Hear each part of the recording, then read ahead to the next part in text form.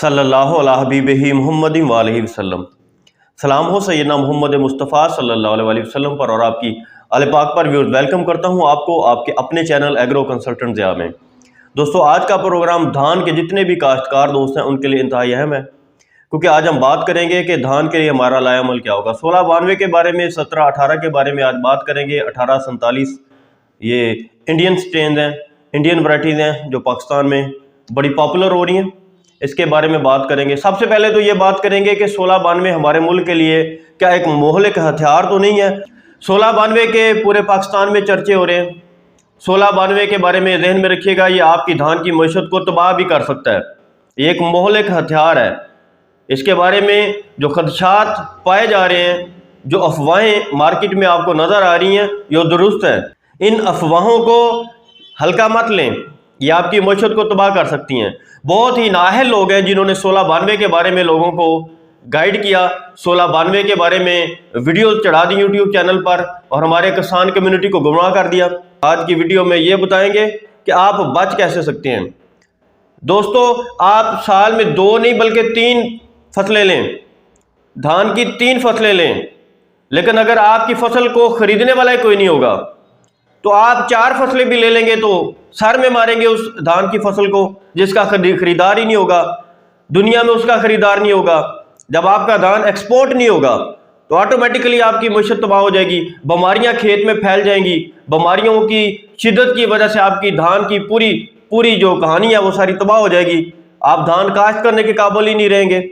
आप इस बारे में सीरियस गौर करें। हुआ क्या है, पसे पर्दा हकायक क्या है। दुनिया इस वक्त पढ़ी लिखी तजारत की तरफ रवां दवा है। हम तो यहाँ पर बात कर देते हैं कि 3 फसलें 4 फसलें, बस हम पता नहीं दुनिया में कोई अनोखा काम कर रहे हैं। ऐसी नहीं चलती दुनिया की मईशत। हमारे धान के खरीदार कौन है? यूरोप हमारी बड़ी मंडी है। हमारे एक्सपोर्टर ने एक लेवल सेट किया है। उन्होंने marker assisted selection, genetic breeding के थ्रू इन चीज़ों को डिफाइन किया है। ये पढ़ी लिखी बातें हो सकता है कि आपके ऊपर से गुजरी हों, लेकिन इन बातों पर गौर करें। आज की वीडियो को पूरा देखें, आपको पता चलना चाहिए। ये इतनी किताबें आपको भी पढ़ लेनी चाहिए। दुनिया ने क्या किया है कि एक स्टैंडर्ड सेट किया है, एक म्यार मुकर्रर किया है कि धान की एक्सपोर्ट के लिए पैरामीटर क्या है कि 7% से ज़्यादा इम्प्योरिटी नहीं होनी चाहिए और बासमती, प्योर बासमती होनी चाहिए। अब उन्होंने बासमती को प्योर रखने के लिए, खालिस रखने के लिए एक पैरामीटर ये सेट किया है कि उसमें कुछ जीन उन्होंने डिफाइन किए हैं, उसमें कुछ करैक्टर्स डिफाइन किए हैं, कुछ पैरामीटर्स डिफाइन किए हैं कि ये खूबियां होंगी तो आपकी धान की फसल को बासमती करार दिया जाएगा और उसके बाद उसको एक्सपोर्ट के लिए अप्रूव किया जाएगा। बर्तानिया की एक यूनिवर्सिटी ने COP, कोड ऑफ प्रैक्टिस, शाया किया है। उसके अंदर 13 अक़साम पाकिस्तान की हैं, बाकी अक़साम इंडिया की हैं। पाकिस्तान की जो 13 अक़साम उसमें रखी गई हैं, उसमें से 10 अक़साम कालाशाह काकू की हैं। एक किस्म पिंडी भटिया के सॉयल सैलिनिटी रिसर्च इंस्टीट्यूट की है, जिसे आप शाहीन बासमती कहते हैं। 2 किस्में NIAB, nuclear institute of agriculture, Faisalabad के, जिसमें एक नूर बासमती है और एक न्याब बासमती 2016 है। कालाशाह काकू की जो 10 अक़साम इसमें रखी गई हैं, उसमें चनाब बासमती है, पंजाब बासमती है, 515 है, कर्नल बासमती या पाकिस्तान बासमती है, बासमती 370 है, बासमती 385 है, बासमती 198 है, किसान बासमती है, सुपर बासमती है, बासमती 2000 है। ये 13 अक़साम बासमती की UK की, बरतानिया की जो यूनिवर्सिटी है, जिन्होंने एक जेनेटिक मार्कर असिस्टेड सिलेक्शन के थ्रू जो पैरामीटर मुकर्रर किया है, जो पैमाना मुकर्रर किया है, उसमें पाकिस्तान की 13 अक़साम शामिल हैं। यानी 10 कालाशाह काकू की हैं, दोबारा बता रहा हूँ, 2 NIAB nuclear institute of agriculture and biology की है और एक किस्म हमारे पिंडी भटिया के राइस रिसर्च इंस्टीट्यूट की है। तो 13 किस्में पाकिस्तान की हैं। पाकिस्तान से बासमती के नाम पर सिर्फ इन 13 अक़साम की एक्सपोर्ट होगी। इसके अलावा किसी भी और वैरायटी को बासमती के तौर पर मंजूर ही नहीं किया गया। इसके अलावा जितनी भी अक़साम हैं वो भारत या इंडिया की हैं। पाकिस्तान में उगाई जाने वाली इंडिया की 2 अक़साम, जिसमें पूसा बासमती 1121 और पूसा बासमती 1509, ये 2 अक़साम भी अप्रूवल में है, इनको भी बासमती स्टैंडर्ड में मंजूर किया गया है। बाकी भारत की अक़साम पाकिस्तान में ना काश्त की जाती हैं ना पसंद की जाती हैं, लेकिन भारत ने 1509 और 1121 को छोड़कर इनकी भी अगली एडवांस जनरेशन 1847 और 1885 PB 1847 और PB 1885 के नाम से मंजूर किए हैं। वो अप्रूवल में अभी भेज रहे हैं, लेकिन वो मंजूर हो जाएंगी क्योंकि उनकी मदर लाइन्स जो है वो 1509 और 1121 हैं, जिनके अप्रूवल के चांस कंफर्म है। रह गई बात 1692 की, तो ये एक फ्रॉड है। 1692 का दूर दूर तक अभी अप्रूवल का कोई चांस नहीं है। तो ये किस तरह एक मोहलक हथियार है? सबसे पहले तो हमें अपने गिरेबान में झांकना चाहिए कि 13 हमारे पास बासमती की ऐसी किस्म है जिन्हें दुनिया मांग रही है, और हम पाकिस्तानी किसान अपनी इन 13 किस्म के सर पे जूते मार रहे हैं। शर्म आनी चाहिए हमें। वैसे यानी दुनिया हमारी मईशत को सिर्फ तबाह नहीं कर रही, हम खुद भी अपनी मईशत को तबाह करने पे तुले हुए हैं। और भारत की जो मंजूर शुदा किस्म है जो बासमती के तौर पे एक्सपोर्ट हो सकती है 1509 और 1121, उनके भी सर पे जूते मार रहे हैं। 1692 पता नहीं कहां से नाजल होगी, पता नहीं कौन नाहल लोग हैं जिन्होंने 1692 के पीछे लोगों को लगा दिया। 2 फसलें लेंगे जी, 3 फसलें लेंगे जी, 4 फसलें लेंगे। भाई आप 5 फसलें लें, आप 6 फसलें लें, आपकी फसलों को खरीदेगा तो फिर लेना। जब आपकी फसलों को खरीदेगा ही कोई नहीं, अचार डालेंगे उसका घर में रख के। ये जो बातें आ रही है ना, अफवाहें अभी रूमर्स आ रही है मार्केट में कि 1692 का खरीदार नहीं मिलेगा, तो ये हकीकत है। 1692 को कौन खरीदेगा मेरे भाई? और 1692 को तो इंडिया में कोई नहीं खरीदेगा, आपके पाकिस्तान में इसको कौन खरीदेगा? 1692 का तो इंडिया में कोई खरीदार नहीं मिलेगा आपको। लेकिन क्यों इस पे ज्यादा काम किया गया?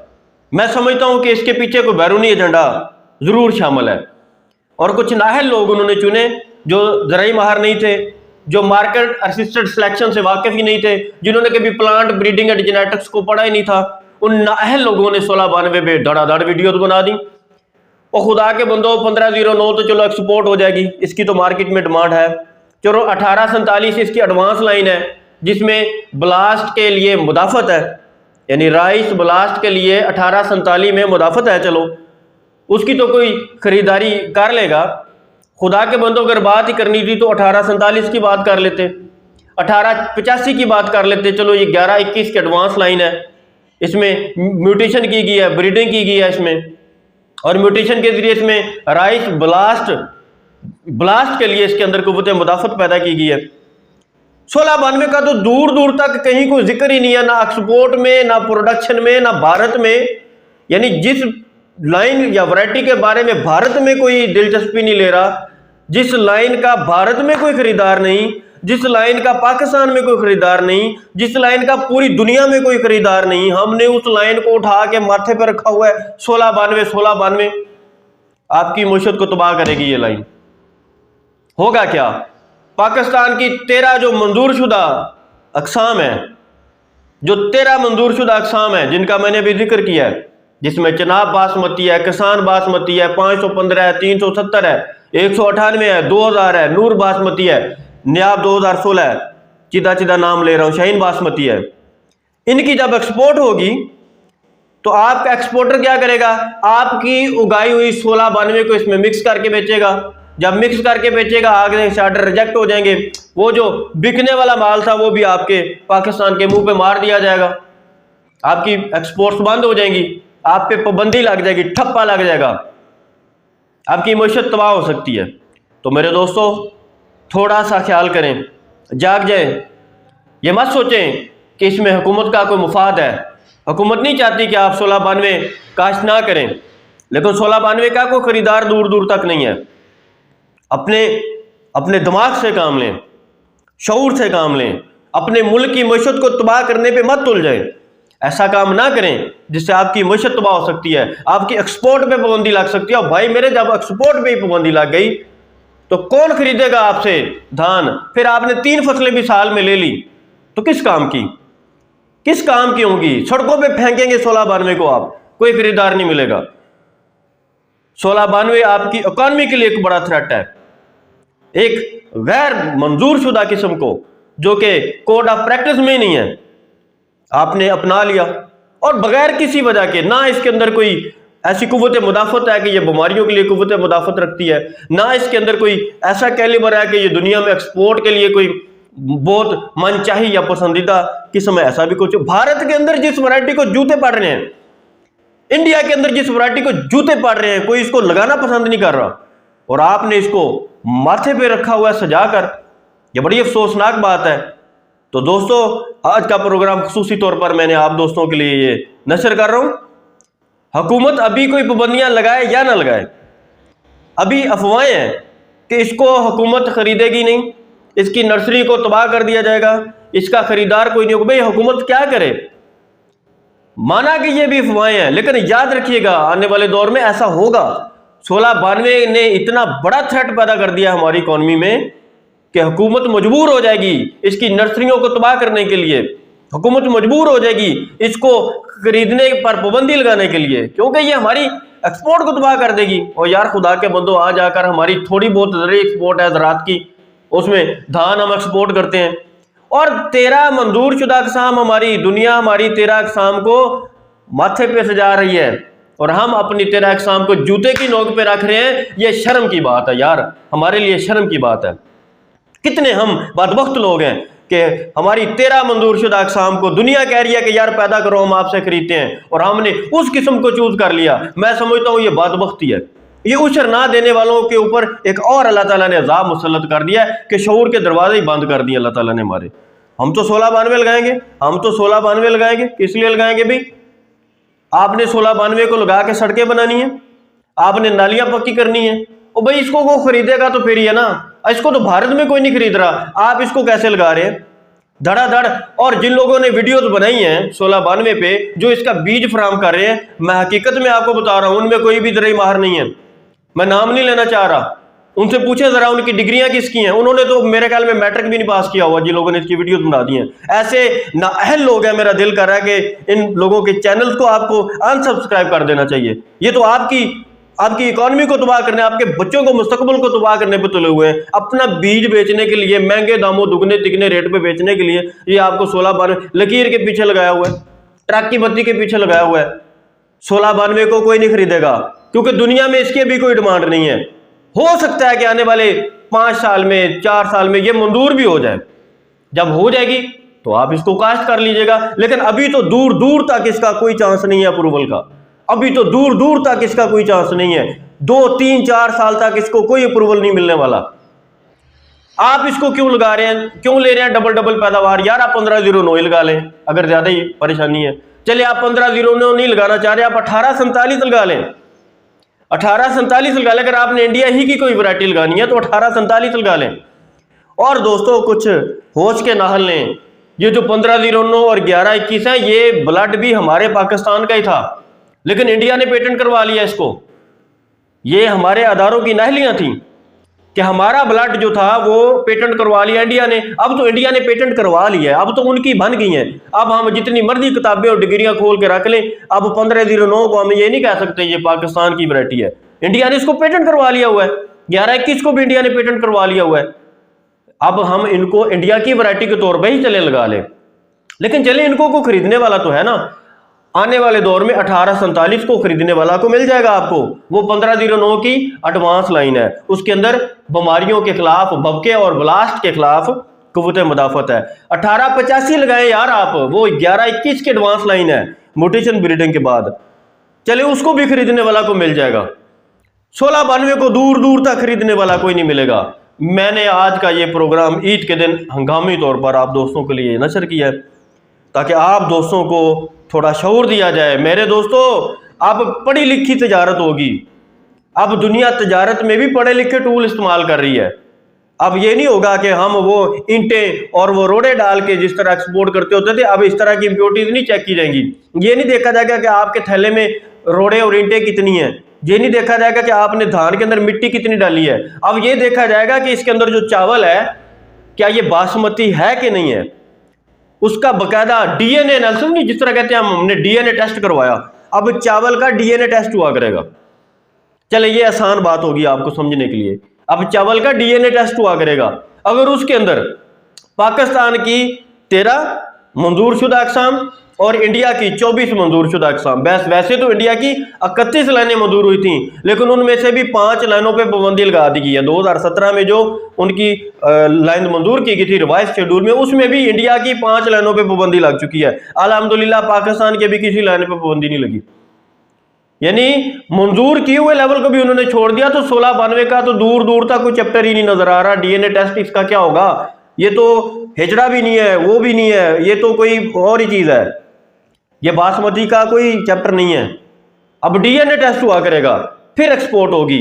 और अगर आपके 13 अक़साम, मिसाल दे रहा हूं, आपने 515 लगाई, चिनाब बासमती लगाई, आपने किसान बासमती लगाई, ये तो मंजूरशुदा अक़साम है।